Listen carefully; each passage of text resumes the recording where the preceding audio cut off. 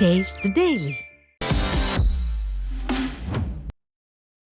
திருவண்ணாமலை மாவட்டம் செங்கத்தில் அங்கன்வாடி மைய கட்டடம் பழுதடைந்துள்ளதால் குழந்தைகளை அனுப்ப பெற்றோர்கள் தயக்கம் காட்டி வருகின்றனர். துக்காப்பேட்டையில் உள்ள அங்கன்வாடி மைய கட்டடம் பழுதானதால் அருகில் உள்ள ஓட்டு வீட்டில் அங்கன்வாடி மையம் இயங்கி வருகிறது. அந்த வீடும் பாழடைந்துள்ளதால் குழந்தைகளை அனுப்ப பெற்றோர்கள் தயக்கம் காட்டி வருகின்றனர்.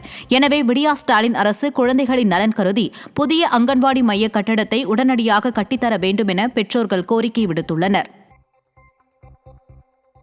சென்னை மேற்கு தாம்பரத்தில் நுகர்வோர் செலுத்தும் காசோலைகளை தனது வங்கிக் கணக்கிற்கு மாற்றி மோசடியில் ஈடுபட்ட கணக்காளர் பணியிடை நீக்கம் செய்யப்பட்டார்.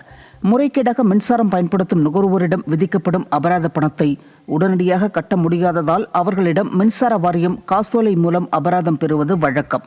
அதன்படி முல்லை நகரில் உள்ள மின்வாரிய உதவி செயற்பொறியாளர் அலுவலகத்தில் நுகர்வோர் செலுத்திய காசோலைகளை கணக்காளர் ராஜா முறைகேடாக தனது வங்கிக் கணக்கிற்கு மாற்றி மோசடியில் ஈடுபட்டிருப்பது தெரியவந்ததை அடுத்து அவர் பணியிடை நீக்கம் செய்யப்பட்டார். திருவண்ணாமலை அண்ணாமலையார் திருக்கோவிலில் கிரிவலம் முடித்து தங்கள் ஊர்களுக்கு செல்ல ரயில் நிலையத்தில் ஆயிரக்கணக்கான பக்தர்கள் குவிந்ததால் கடும் நெரிசல் காணப்பட்டது.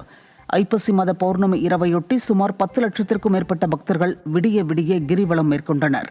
அவர்கள் சொந்த ஊர் செல்ல பேருந்து மற்றும் ரயில் நிலையத்தில் குவிந்ததால் கூட்டம் அலைமோதியது. பக்தர்கள் அதிக அளவில் வருவார்கள் என தெரிந்தும் விடியா ஸ்டாலின் அரசு கூடுதல் பேருந்து சேவை மற்றும் குடிநீர், கழிவறை உள்ளிட்ட அடிப்படை வசதிகளை செய்யாமல் அலட்சியமாக இருந்ததாக பக்தர்கள் குற்றம் சாட்டியுள்ளனர்.